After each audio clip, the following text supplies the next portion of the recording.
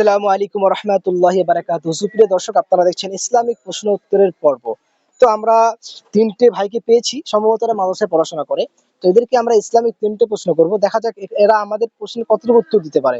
যদি এরা উত্তর দিতে পারে তাহলে আমাদের তরফ থেকে ছোট্ট একটা পুরস্কার পাবে এনারা, আর যদি না দিতে পারে তাহলে শান্তরা পুরস্কার পাবে। দেখা যাক, চলুন আমরা প্রশ্ন করা যাক কতটুকু দিতে পারে, দেখা যাক। আসসালামু আলাইকুম। ওয়ালাইকুম আসসালাম ওয়া রাহমাতুল্লাহি ওয়া বারাকাতুহু। নাম ভাই তোমার? শেখ রাকিবুল ইসলাম। তোমার নাম? সেকারবাজ। তোমার নাম? শেখ ইরফান। তুমি কি পড়াশোনা করো? নাজিরা। নাজরা পড়ছো তুমি? কিউস। আলহামদুলিল্লাহ। কত পড়া চলছে তোমার? 4 পারা। 4 পড়া। তুমি? নাজিরা। নাজেরা চলছে, আলহামদুলিল্লাহ। চলো, তোমাদেরকে আমরা ইসলামিক তিনটে প্রশ্ন করব। তোমরা যে উত্তর দিতে পারো তাহলে তোমাদের জন্য ছোট্ট একটা পুরস্কার থাকবে। তোমার প্রস্তুত আছো উত্তর দেওয়ার জন্য? জি। চলো, তোমাদের জন্য ফার্স্ট প্রশ্ন হচ্ছে, কোরআনুল কারীম সর্বলাস্ট যে আয়াতটা নাজিল হয়েছিল সেই আয়াতটা বলো। সবচেয়ে লাস্টের আয়াত।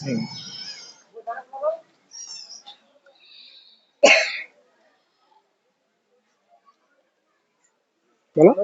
বিসমিল্লাহির রহমানির রহিম। মিনাল জিন্নাতি ওয়ান নাস। আচ্ছা আচ্ছা, তুমি বলছো সূরা নাস, তাই তো? জি। আচ্ছা, তুমি বলছো সূরা নাস।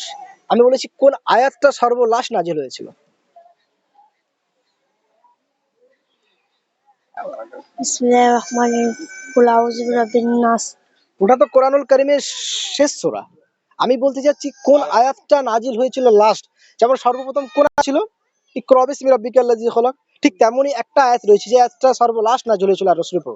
সে আয়াতটা কি?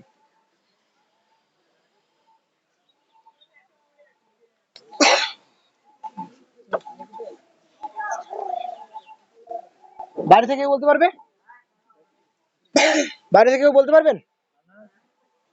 জানিস মইবুল কোন আয়াতটা লাস্টে কোরআন শরীফের সর্বশেষ আয়াত কোনটি ছিল?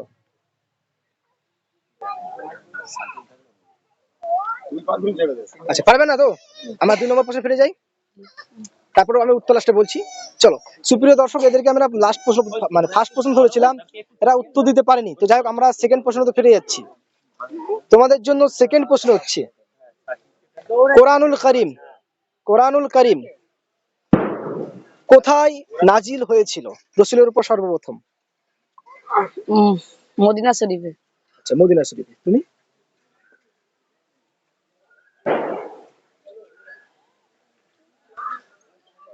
জি, মদিনা শরীফে। মদিনা শরীফে। তুমি বলছো মদিনা শরীফে। এটা কি আমরা ধরে নেবো? জি ধর। মানে 100 টাকা ধরে নেবো? উত্তর কি আমি শোনাবো? বলে।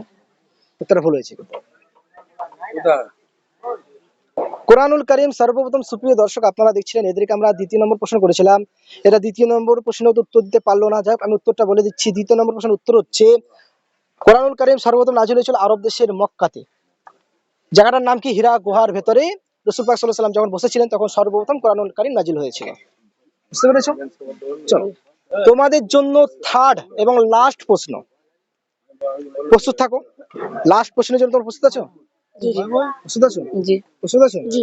চলো, তোমাদের ক্লাস থেকে আমি প্রশ্ন দিচ্ছি, বলতে হবে কিন্তু।